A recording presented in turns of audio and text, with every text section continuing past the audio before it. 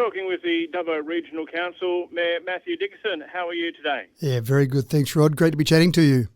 Now, I dare say you're being kept busy on all this induction stuff before you get right into the game. It's really interesting, actually. It's been a few years since I've been on council, so it's good for me to go through and just get a bit of a reminder about just how many different components and moving components and operations council's involved with. But out of the 10 councils, we've got 8 that have never been on council before. So for them, absolutely critical that they go through these induction processes. And there's a lot to take in. It's simple things, Rod. How do you run a meeting? How do you behave in a meeting? How do you move a motion? How do you second and amend a motion? All those sort of mechanics, but then also getting your head wrapped around just some of the operations. So we've got various tours out to our depot and to our water treatment plant and some of those various operations. And for most people, I know when I first got onto council, you were vaguely aware that some of those things existed and council kind of took care of some of those things, but going and having a look at the operations and just how sophisticated they are and the backup and the redundancy and all those things that make up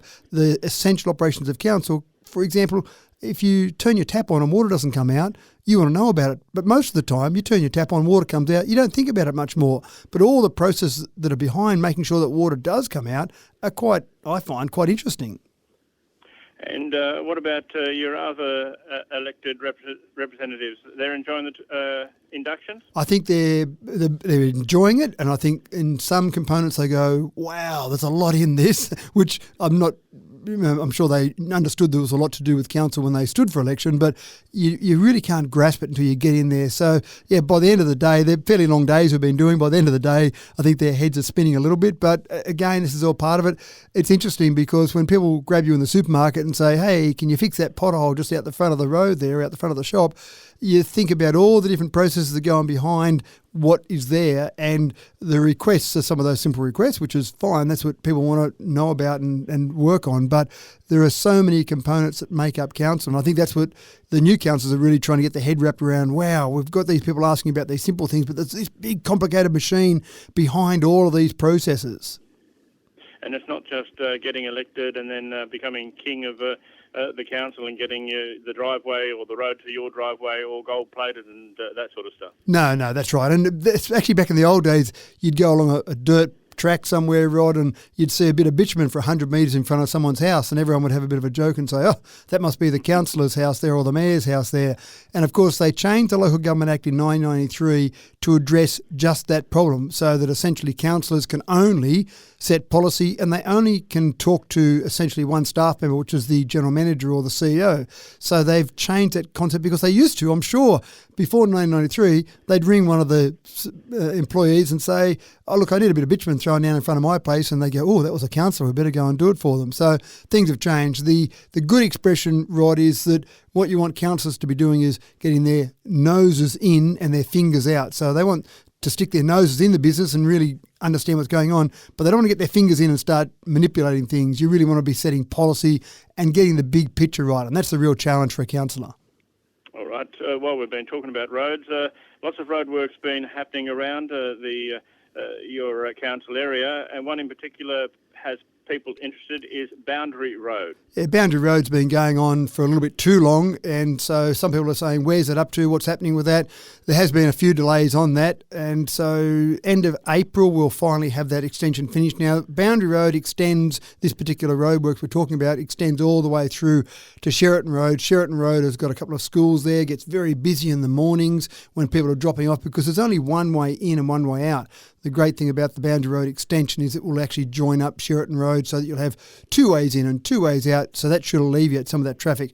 Unfortunately, it should have been finished a bit earlier, but things happen. They found some different services at different depths underground when they were digging away, and some different services located where they shouldn't have been. So even though you can do all the planning in the world, Rod, and you can have all on the maps and make sure everything is supposedly right, and you can plan around that, when you start digging up underneath the road, you suddenly find things may be a little bit different sometimes. So unfortunately that delayed a little bit, probably a little bit of a delay with COVID, but I don't like to blame COVID on things. I think we've known about COVID for long enough now. I'd rather look at what other things can we put in place to address that. But that's the good news there, is it still on track from a budget perspective, but a bit delayed in terms of the completion. So end of April we should see that roadworks completed.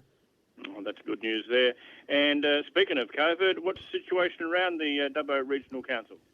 Yeah, look, at the moment, I think we've been coping for a little while now, and I think we've got most processes in place. We're following, obviously, the public health orders. The rapid antigen test is probably one thing that everyone wants to know about. We don't supply those, obviously. We're relying on external organisations, but we do keep an eye on that supply. It looks at this stage as though there'll still be basically no supply this week. Anyone that's tried to find one knows that you just can't find them. But supposedly we should be getting, the whole state should be getting about 100 million in this Friday. So by next Tuesday, I think you'll be able to find some rapid antigen tests, whether that be in pharmacies, whether it be through health areas, whether it be through doctors. I think there'll be much better supply by about next Tuesday next week. Now, again, not supplied by council, but just in general in the community. I think that's one thing that people are very keen to see and be able to get their hands on.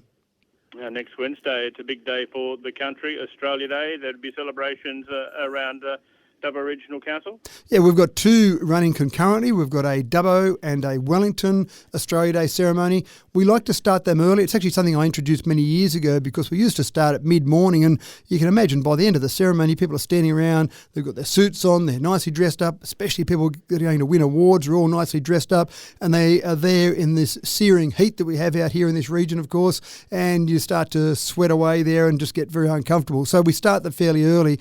In both cases, we'll be starting the celebrations at 7:30am.